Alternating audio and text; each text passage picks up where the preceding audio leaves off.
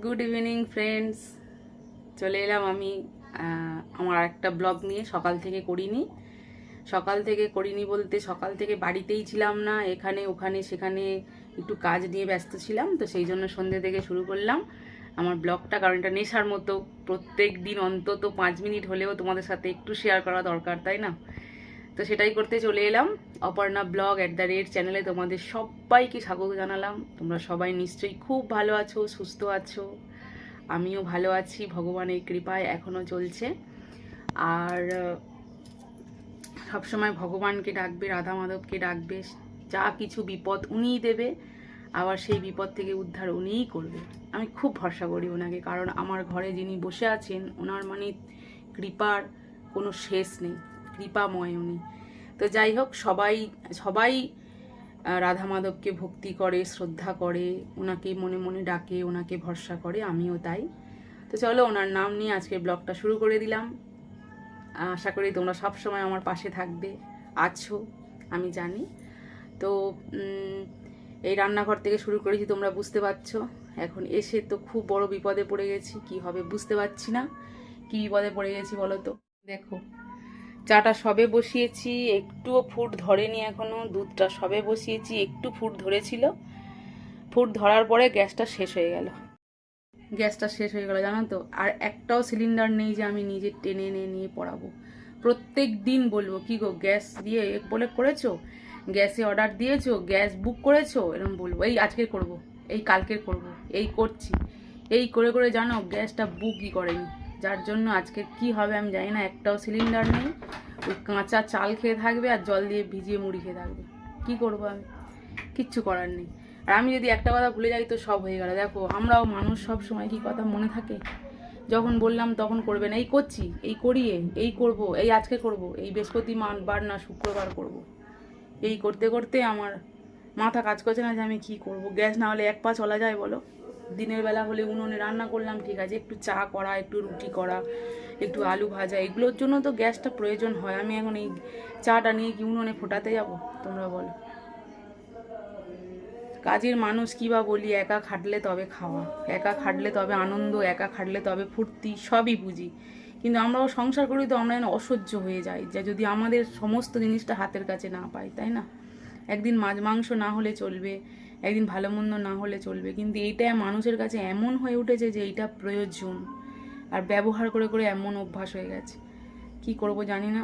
এখন চুপ করে বসে থাকবো, ফোন করব, কি রাস্তা বার করে দেখি, তারপরে।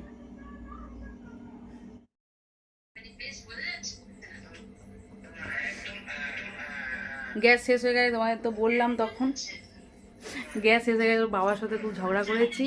সত্যি ইন্ডাকশান বার হয়েছে, ইন্ডাকশান ইউজ করা হয়নি। লাকে দিয়ে দেখা যাচ্ছে যে ইন্ডাকশানটাও কাজ করছে না, ইনঅ্যাক্টিভ। এবার তাহলে কি হবে, মাথা তো গরম হয়ে যাচ্ছে। হাসতে ঝগড়া করেছি বলে চাটা এখান থেকে ঢেলে নিয়ে উনুনে আমার চাটা গরম করে খাইয়েছে, আর উনুনেই ভাত করছি। চলো তোমাদের দেখাই যে উনুনে ভাত। এই যে উনুনে ভাত বসিয়েছি, আর এই যে আমাকে দিচ্ছে, পাহারা দিচ্ছে। দেখো, এই অন্ধকারে বসে ভাত করছি, ভয় লাগছে। ভাত ফুটেও গেছে।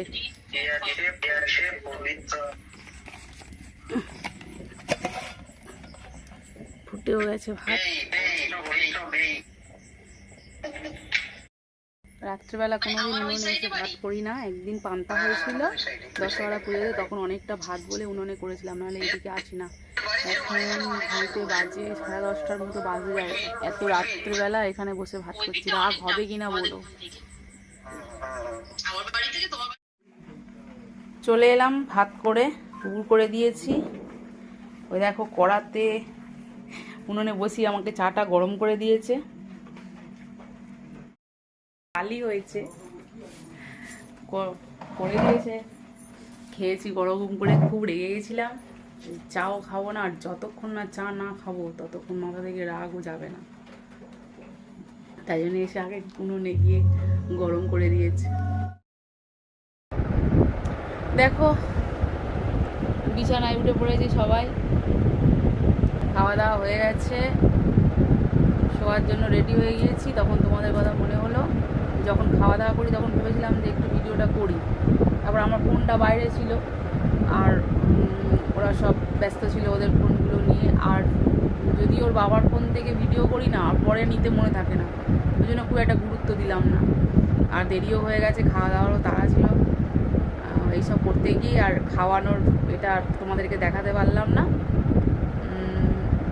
নিচেও সবাই শুয়ে পড়েছে, ওপরে আমি আমার ছেলে উঠে পড়েছি। এই যে নিচের পাটি শুয়ে আছে কুট্টুর জন্য ওকে নিচে শুতে হয়, সে ভেতরে ঢুকে গেছে, তাকে দেখা যাবে না। বিছানা করলে কি হবে, বিছানা শোই না, ও ওই কোণে শোবে, আলমারির তলায় শোবে, খাটের তলায় শোবে, কিন্তু বিছানাতে শোবে না, কিন্তু নিচে থাকতে হবে। তিনজন ওপরে শোবো হবে না, ও ঠিক উঠে দাঁড়িয়ে থাকবে, ঘেউ ঘেউ করবে। তো চলো বন্ধুরা, অনেক গল্প হলো, অনেকটাই রাত হয়ে গেছে, 12টা বেজে গেছে। আর ছেলেরও কালকে সকালে পড়া আছে, আঁকা আছে, খুব ব্যস্ত। যদি না আমি না উঠতে পারি তাহলে কিছুই হবে না, অ্যালার্ম দিয়ে রাখি ফোনে। তো আজকের ব্লগটা আমি শুরু করেছিলাম সন্ধ্যে থেকে। তো যদি আমার ভিডিওটা আজকে তোমাদের ভালো লেগে থাকে, তো অবশ্যই আমার চ্যানেলটা যারা নতুন আছো সাবস্ক্রাইব করে দিও, লাইক করো, কমেন্ট করো, শেয়ার করো, আর আমার সঙ্গে সবসময় থেকো।